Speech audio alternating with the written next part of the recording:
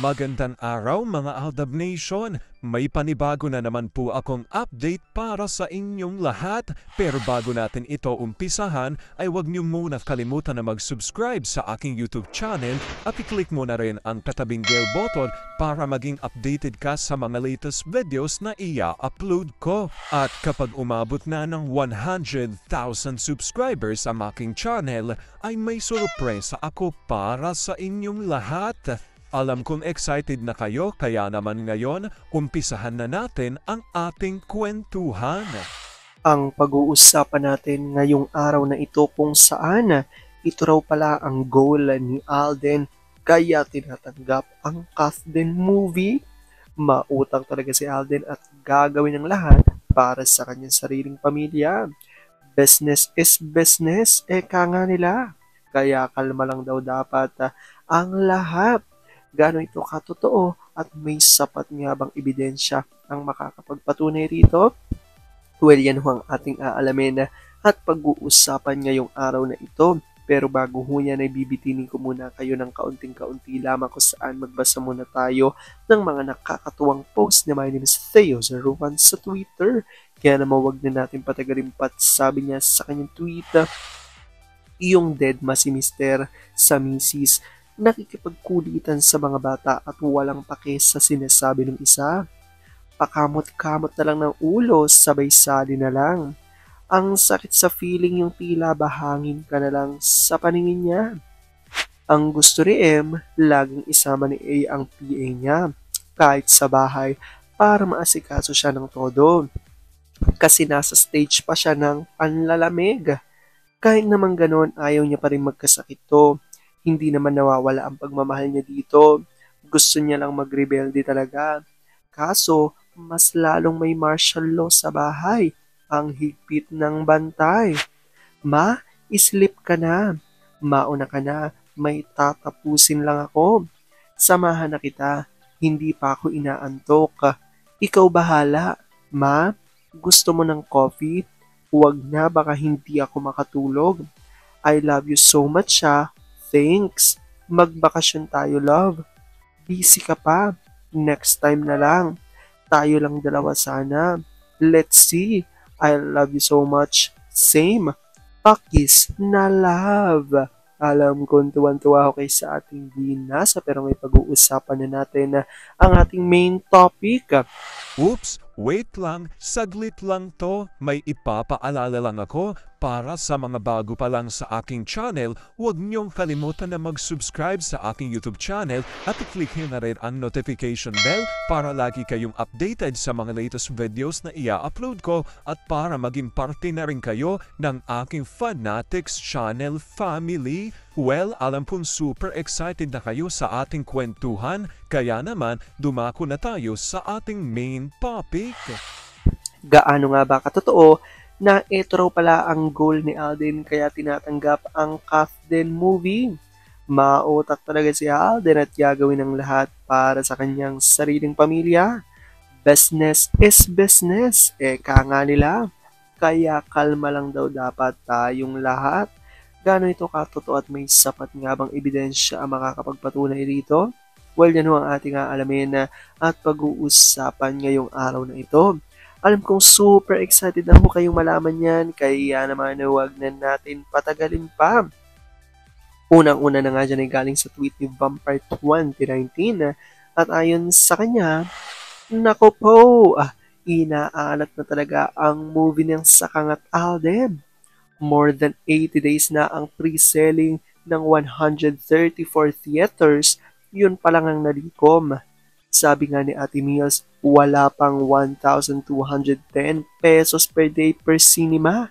Tapos ang projection nila 500 million in 3 weeks.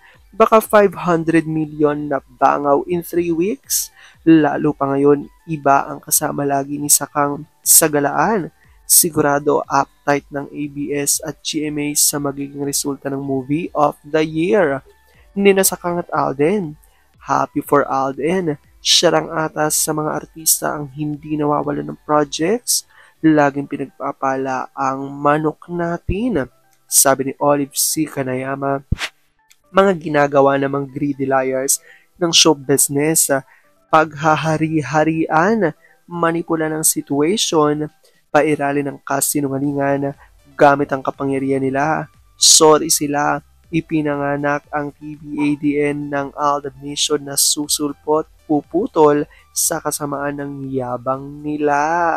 At galing naman kay Gabriela Sayagaya, agree, ang mga wala sa tama pag-iisip, puro kasinungaling ang pinaggagawa ng mga ulol. Sabi naman ni Mirna, talent fee is right. Business is business din ang galawan ni Alden. Para nga namang tiligin din ang mga haliparot. Ayan niya ho ang tweet at ni-reveal ng ilan sa mga Aldam Nation source, especially the true-blooded Aldam Nation.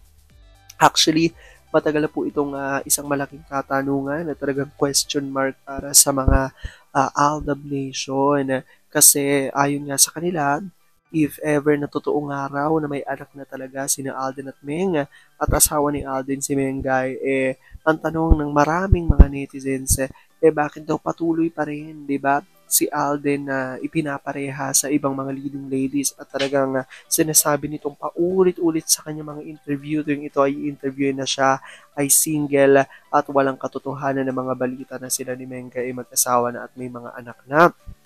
So, syempre hanggang ngayon ay talagang isang malaking katanungan yan at mananatiling malaking katanungan hanggat hindi talaga inire-reveal ni na Alden at Meng kung ano talagang estado nilang dalawa sa sinasabi nga ng maraming mga Aldab Nation source. So, dahil dito, syempre, sabi nga nung ilan, actually, yung ibang mga Aldab Nation, kung magbabasa tayo sa Twitter or sa X, kung magbabasa tayo ng ilan sa mga tweet, especially ng mga Aldab Nation, marami talaga ang mga Aldab Nation na tumatalikod na sa fandom. Dahil sabi nga nila, tila umaasa na lang sila sa wala.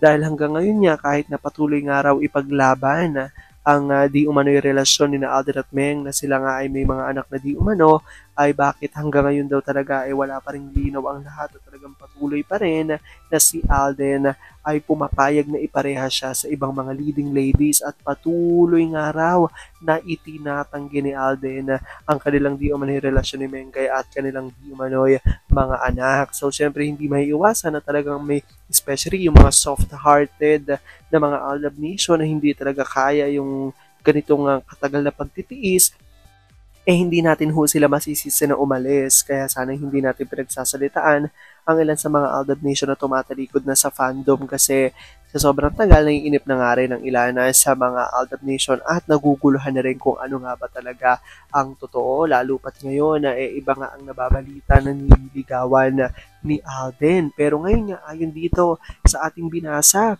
na inilabas po ng mga Aldab Nation source, ayon nga sa kanila, huwag nga raw mag-alala at dapat ay maging kalmado lang ang maraming mga Aldab Nation dahil ayon nga sa revelasyon itong ating mga binasa na kaya nga lang daw ito ginagawa ni Alden na pumapayag siya at sinusunod ang gusto ng kanyang network at ng kanyang management na siya ay ipareha sa ibang mga leading ladies, para nga ito sa kanyang kikitain. Dahil ayon nga dito, business is business.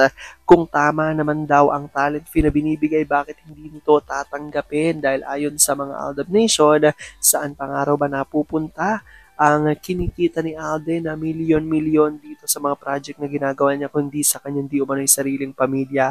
Yan niya ay ang Machard family. Kaya naman sabi ng mga Aldab Nation, huwag nga raw mag-alala at huwag magtampo kay Alden dahil mautak lamang ito. Dahil inuuna nga nito ang career at kumikita ng malaking pera para nga sa pag-provide sa kanyang di umano'y pamilya which is ang Machard family. Kaya nga sabi rin at advice ng ilan sa mga Aldab Nation, kalma lang at huwag masyadong mag-isip dahil para rin sa Machard family ang ginagawa ni Alden. Ayon yan sa mga TBADN. Well, i-comment down below nyo dyan guys kung ano pong opinion nyo patungkol dito. Alam ko dahil dito marami sa inyo mas lalo ngayong kumakapit at naninindigan na Aldab Machard is real. Pero sabi nga natin na kahit na ano pa man na magdesisyon ni na Alden at Meng sa kanilang buhay, career at buhay pag-ibig, kailangan natin sila supportan, kailangan natin itong tanggapin ng buong buo dahil yun ang kanilang deserve. At yan ang aking update for today's video. Maraming salamat mga Aldab Nation. Ingat!